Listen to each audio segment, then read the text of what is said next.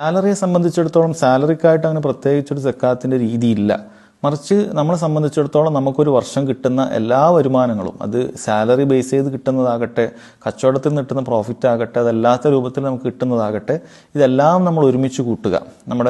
എന്നാണോ നമ്മുടെ നിസാബ് എത്തിയത്, അതിപ്പോൾ ഒരാൾ റമദാനിലാണ് അയാൾക്ക് സക്കാത്ത് കൊടുക്കേണ്ട എമൗണ്ട് എത്തി, അതിനൊരു ഹൗല് ഒരു ചന്ദ്രവർഷം കഴിഞ്ഞാൽ, ഒരു ഹൗല് തികഞ്ഞാൽ എന്ത് ചെയ്യാം, അത് കിട്ടിയ മുഴുവൻ, ഇപ്പോൾ ആ മാസത്തിൽ ഓരോ മാസത്തിലും കിട്ടിയ സാലറി ഉണ്ടാവും. അപ്പോൾ അതെല്ലാം കൂടി ഒരുമിച്ചിട്ട് എന്ത് ചെയ്താൽ മതി, അതിൻ്റെ മൊത്തത്തിൽ എത്രയാണ് എമൗണ്ട് കിട്ടി അതിൻ്റെ 2.5% കൊടുത്താൽ മതിയാകുന്നതാണ്. യഥാർത്ഥത്തിൽ ഓരോ സാലറിയും നമ്മൾ ഓരോ പൈസയായിട്ട് വരുന്നതാണ്. അതിന് ഓരോന്നിനും വ്യത്യസ്തമായ സമയത്ത് വേണമെങ്കിൽ സക്കാത്ത് കൊടുക്കുക എന്നുള്ളത് പ്രയാസമായിരിക്കും. അതുകൊണ്ട് നമ്മൾ കിട്ടുന്ന എല്ലാ മാസവും കിട്ടുന്ന സാലറിയും അതുപോലെ അതിൻ്റെ ചിലവുകളൊക്കെ കഴിഞ്ഞു പോയിട്ടുണ്ടാകും. അപ്പം മിച്ചമായി വന്ന കാര്യം എത്രയാണോ ഉള്ളത് അതിന് നമ്മൾ എന്ത് ചെയ്യുക, അതിന് 2.5% സക്കാത്തായി കൊടുക്കുക. അത്രയാണ് ചെയ്യേണ്ടത്.